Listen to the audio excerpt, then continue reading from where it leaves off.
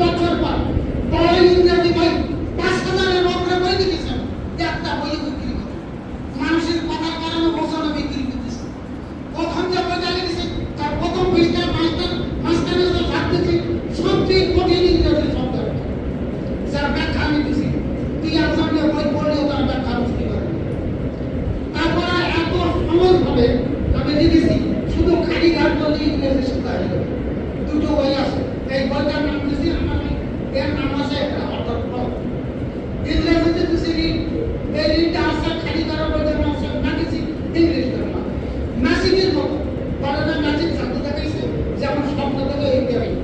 আরবি শেখা সহজ ইনশাআল্লাহ হবে, আমি বিশ্বাস করি।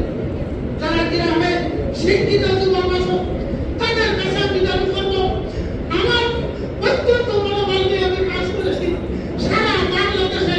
আমি যদি ইন্টারনেটে দেই আমার দৈনিক ইনকাম হবে, কিন্তু আমি চাই আমার গ্রামে শিক্ষিত যুবকদের বেকারত্ব হচ্ছে ইনশাআল্লাহ।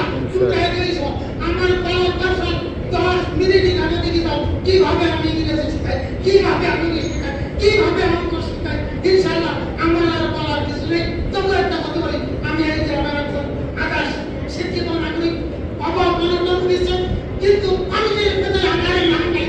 কেন আমার নাম থাকতে পারে না?